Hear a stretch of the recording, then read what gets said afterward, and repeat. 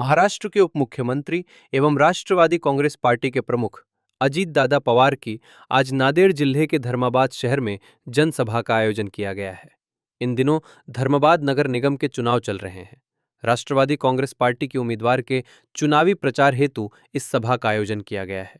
ज्ञात रहे, विगत 25 वर्षों से इस नगर निगम पर राष्ट्रवादी की सत्ता थी। सर, धर्माबादची लाल मिरची संपूर्ण देशामध्ये ख्यातिकीर्त आहे। तुम्हाला जर सत्ता मिळाली तर येणाऱ्या काळामध्ये या मिरचीला जागतिक ब्रँड मिळावा किंवा उपमहाद्वीपातला ब्रँड मिळावा, त्यासाठी काय पक्ष प्रयत्न करणार? 100% राष्ट्रवादी काँग्रेस पक्ष हा जेव्हा मागल्या सत्तेमध्ये मिरची संशोधन केंद्र धर्माबादला उभा करण्यासाठी इथलं संशोधन केंद्राला जागा उपलब्ध करून दिली, त्या माध्यमातून मिरचीचं संशोधन करून भरपूर जागतिक त्याची उंची कशी वाढावी याबद्दल राष्ट्रवादी काँग्रेस भरपूर प्रयत्न करत. विरोधी पक्ष एकीकडे आरोप करत आहे की धर्माबाद हे सट्टा मटका जुगारचं केंद्र झालेलं आहे आणि ते आम्ही हटविणार. तर तुम्ही असं काही तुमच्या याच्यामध्ये वचननाम्यामध्ये सांगितलंय का? वचननाम्यामध्ये जरी नसेल तरी आमचे गेल्या वेळेसचे नगराध्यक्ष जे 35 वर्षापासून इथं राष्ट्रवादी काँग्रेसची सत्ता होती, त्या काळामध्ये हे मटकेवाले दारूवाले यांनी कधी तोंड कधी मुंडी वर केली नाही. पण जेव्हा बाबाचा आम्हाला निरोप दिला तेव्हापासून या मटकेवाले आणि सट्टेवाले या धर्माबाद शहरामध्ये तोंडवरी काढले आणि 100% राष्ट्रवादीची सत्ता आल्यावर आम्ही बिलकुल यांना हद्दपार केल्याशिवाय स्वस्थ बसणार नाही. आता तुम्ही मतदारांकडे जे मुद्दे घेऊन जाता त्यावर मतदारांची नेमकी काय प्रतिक्रिया आहे? मतदाराची प्रक्रिया एकदम समाधानकारक आहे. राष्ट्रवादी पक्ष जे बी उमेदवार दिले सर्व जाती धर्माला समावून घेऊनच राष्ट्रवादी पक्ष उमेदवारी जाहीर केली की आज धर्माबाद तालुक्यात धर्माबाद नगर परिषदेमध्ये भाजपा हा पक्ष हिंदू मधून एससी आणि मुस्लिम समाजाला एकही तिकीट वाटप केलं नाही. त्यामुळे आमची राष्ट्रवादी पक्ष सर्व धर्म समभाव या उद्देशानं सगळ्यांना तिकीट आम्ही वाटप केलं. सर्व धर्माचे उमेदवार आमच्या राष्ट्रवादी पक्षाचे आहेत. सत्तेची चावी तुम्हाला दिल्यानंतर येणाऱ्या काळामध्ये विशेष करून इथले जे बेरोजगार युवक आहेत त्यांच्यासाठी पक्ष काय पातळीवर प्रयत्न करणार? 100% यावेळेस राष्ट्रवादी काँग्रेस पक्षाची सत्ता आल्यावर बेरोजगार जे आहेत त्यांना रोजगारची संधी राष्ट्रवादी पक्ष मिळवून देईल ही 100% तुम्हाला मी खात्री देतो.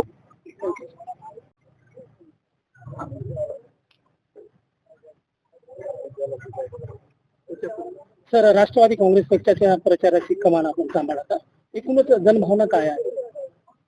राष्ट्रवादी काँग्रेस पक्षाची धुरा सगळ्यांनी सांभाळत आहेत, मी एकट्यांनी नाही.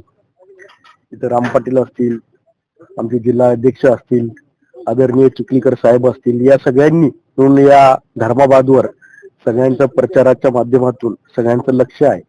आणि उद्या अजितदादांचे सभा आहे आणि धर्माबादमध्ये चांगला प्रतिसाद या राष्ट्रवादी काँग्रेस पक्षाला आहे आणि सर्व उमेदवार अध्यक्षासकट निवडून येतात याची खात्री आमच्या सर्व जनतेला आहे. सर, मतदारांच्या अशा काही तिखट प्रतिक्रिया होत्या की काही उमेदवार जे आहे नगराध्यक्ष पदाचे त्यांना मराठी येत नाही, हिंदी येत नाही आणि ते वेगळ्या प्रांतातील आहे, असं काही आरोप होत आहे, चर्चा होत आहे मतदारांच्या. आता ते तर मला माहिती नाही, कोण्या पक्षाकडून निवडणूक लढवायले ते माहिती नाही. पण एक आमचे जे उमेदवार आहेत एक सक्षम आहेत आणि नगरपालिकेमधला अनुभव आहेत, ज्यांनी आम्ही अध्यक्षपदासाठी उभा केलेले विनायकराव कुलकर्णी साहेबांच्या पत्नी वैशालीताई कुलकर्णी साहेब यांना एक 5 वर्षाचा अनुभव या सभागृहातल्या नगरपालिकेतला आहे आणि 35 वर्ष या नगरपालिकेवर ज्यांनी कामाची संधी या जनतेने उपलब्ध करून दिलेलं कुलकर्णी साहेबांनी धुरा त्यांनी सांभाळलेला आहे या धर्माबादचा. आज त्यांच्याच नेतृत्वाखाली त्यांच्या आशीर्वादाखाली आम्ही सर्वजण ही टीम काम करत आहात. धर्माबाद नगरपालिका डिजिटल करण्यासाठी काय तुमच्याकडे ब्ल्यू प्रिंट आहे? आमच्याकडे ब्ल्यू प्रिंट आता आम्ही वचननामा आमचा जाहीर केलेला आहे. त्याच्यात चांगलं पाणी, ड्रेनेज, लाईटची सोय, इथं पार्क झाला पाहिजे आणि शिक्षणाची सोय झाली पाहिजे. या सगळ्या गोष्टीसाठी आम्ही एक वचननामा केला आणि त्या वचननामाच्या माध्यमातून ते काम आम्ही जनतेसमोर मांडलेलं आहे आणि ते पूर्ण करायचं आश्वासन आम्ही या जनतेपुढे ठेवलेलं आहे आणि या 5 वर्षाच्या कालावधीमध्ये आम्ही हे पूर्ण करू अजितदादांच्या नेतृत्वाखाली. आम्ही संपूर्ण नगरपालिका क्षेत्राला हरित क्षेत्र करण्यासाठी काय संकल्प आहे? आता अजितदादांच्या नेतृत्वाखाली तुम्ही जे म्हणलं की हरित क्रांती क्षेत्र हे निश्चित आम्ही अजितदादांच्या माध्यमातून धर्माबाद असेल आणि धर्माबादच्या आजूबाजूचे सर्व खेडे असतील, ग्रामीण भागातली सिंचनाची सोय असेल, ही अजितदादांच्या माध्यमातून आम्ही निश्चितप्रमाणे करू आणि हरित क्रांती धर्माबाद असेल आणि ग्रामीण भागातल्या पूर्ण याच्यासाठी आम्ही निश्चितप्रमाणे शेतकऱ्यांसाठी हितासाठी जे जे काही प्रश्न मांडतील ते प्रश्न आम्ही अजितदादांच्या माध्यमातून करू. सत्तेची चावी जर तुमच्या हातामध्ये दिली तर बेरोजगार तरुणी आणि महिलांसाठी जे इथं बेरोजगार आहे त्यांच्यासाठी तुमचे काय प्रयत्न करणार आहे? निश्चितच आमच्याकडे इथं आम्ही MIDCचं प्रयोजन चांगल्या पद्धतीनं करणार आहेत. काही तुम्हाला माहितीये की महाराष्ट्रामध्ये हे लास्टचं गाव धर्माबाद आहे आणि आंध्रा लागून असल्यामुळे आणि इथं जर MIDC जर झाली तर दोन्ही राज्याला जास्तीत जास्त फायदा होईल आणि इथली बेरोजगारी रोजगार हे उपलब्ध होईल. कारण की आमच्या ग्रामीण भागातला किंवा पुण्यासारख्या मुंबईसारख्या ठिकाणी न जाता इथं धर्माबाद मध्येच होईल. कारण की तुम्ही बघत असताना इथं पायनर कंपनी आहेत. इथं जर मोठ्या प्रमाणे जर MIDC जर झाली तर निश्चितप्रमाणे धर्माबादचा विकास MIDCच्या माध्यमातून होईल आणि आम्हाला हैदराबाद जवळ असल्यामुळं एक्सपोर्ट आणि इम्पोर्टचा माल या धर्माबाद मधूनच होईल. निश्चितप्रमाणे MIDC साठी आम्ही प्रस्ताव अजितदादाकडे मांडू आणि रोजगार युवकांना रोजगार उपलब्ध करून देऊ आम्ही.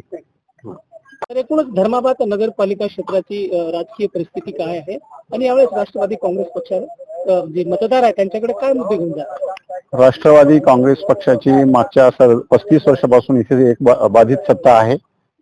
उद्याला आमचे राष्ट्रीय अध्यक्ष राष्ट्रवादी काँग्रेस पक्षाचे आणि सन्माननीय आदरणीय मुख्यमंत्री उपमुख्यमंत्री अजितदादा पवार साहेब उद्या इथं जाहीर सभा आहे त्यांची. इथं जय्यत तयारी चालू आहे. त्या सभेच्या नियोजनासाठीच इथं सर्व आम्ही कार्यकर्ते जमलेलो आहोत आणि आपल्या नांदेड जिल्ह्याचे सर्व माननीय प्रताप पाटील चिखलीकर साहेब यांच्या मार्गदर्शनाखाली इथं राष्ट्रवादीची घोडदौड अजून सुरू राहील. मागच्या धर्माबाद आणि उमरी नगरपालिका कार्यक्षेत्रामध्ये नगरपालिका असो किंवा कृषी उत्पन्न बाजार समिती असो इथं एक हाती सत्ता राष्ट्रवादी काँग्रेसची राहिलेली आहे. म्हणून आम्हाला विश्वास आहे की ह्या वेळेस पण आम्ही हा गड जिंकू आणि निश्चितपणे आमचा विजय होईल आणि राष्ट्रवादी काँग्रेस पक्षाचं बहुमत येईल आणि राष्ट्रवादी काँग्रेस पक्षाचे अध्यक्ष होतील.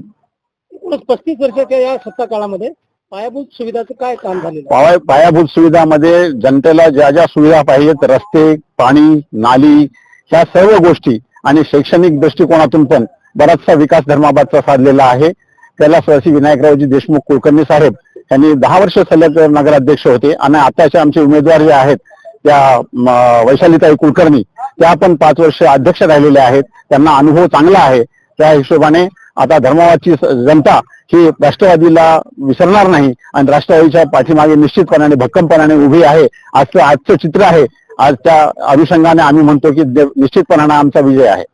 धर्माबादच्या मतदारांनी सत्तेची चावी तुम्हाला जर दिली येणाऱ्या काळामध्ये धर्माबाद स्मार्ट शहर, स्वच्छ शहर, सुंदर शहर करण्यासाठी काय परिकल्पना आहे? धर्माबादला स्वच्छ आणि सुंदर स्वच्छ पाणी देण्यासाठी जी योजना आहे ती अगोदरच मान्य झालेली आहे.